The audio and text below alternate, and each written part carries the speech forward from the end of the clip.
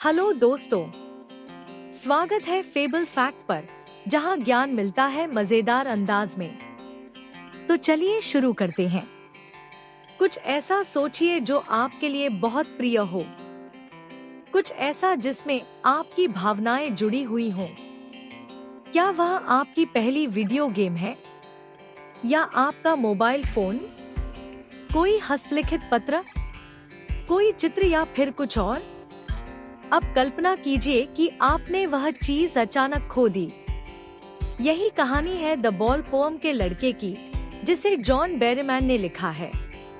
आइए देखें कि उस लड़के के लिए क्या बहुत प्रिय था, उसने उसे कैसे खोया और उसे खोने पर उसकी प्रतिक्रिया क्या थी। पहली ही पंक्ति में कवि हमें बताते हैं कि लड़के ने क्या खो दिया।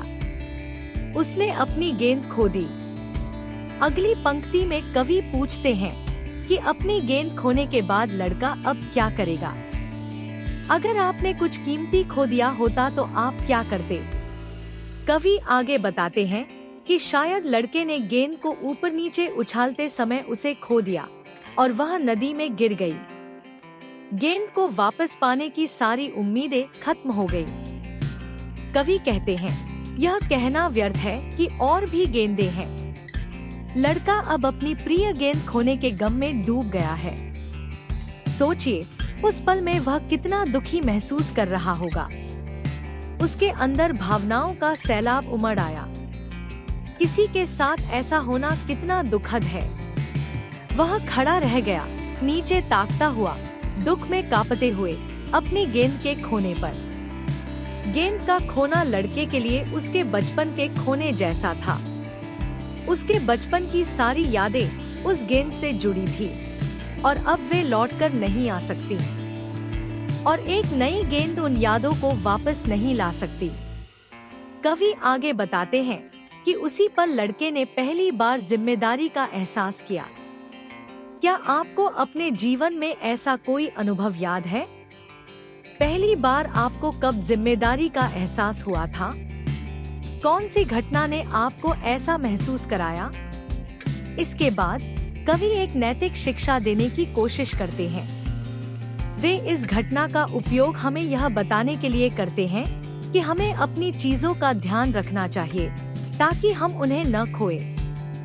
कवि कहते हैं कि एक ऐसी दुनिया में जहां सब चीजें हमारी संपत्ति हैं, खोना अनिवार्य है। वह गेंदों को यादों और भावनाओं के साथ मानवीकृत करते हैं। कवि कहते हैं कि पैसा बाहरी है, लेकिन किसी प्रिय चीज के खोने का अनुभव हमें एक सीख देता है। किसी भी समय स्वीकार करना महत्वपूर्ण है। और जैसे ही लड़का खड़ा है, अपनी गेंद को जाते हुए देख रहा है, वह अपनी खोई हुई बचपन की यादों को स्वीकार करना सीख रहा है। वह यह सख्त सच्चाई स्वीकार करने की कोशिश कर रहा है कि दुख अनिवार्य है और स्वीकार करना और आगे बढ़ना जीवन का हिस्सा है। इस कविता में कवि ने खूबसूरती से कल्पनात्मक शैली का उपयोग करके जीवन का एक महत्वपूर्ण सबक दिया है।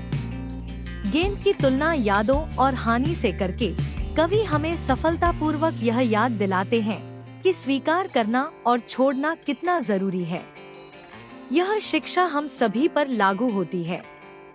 यदि हम अपने अतीत के दुख और हानि को नहीं छोड़ते, तो हम भविष्य के अनुभवों का आनंद नहीं ले सकते। दोस्तों, अगर वीडियो पसंद आया तो लाइक करें, सब्सक्राइब करें और बेल आइकन दबाएं। अपने विचार कमेंट में जरूर बताएं। मिलते हैं अगली वीडियो में।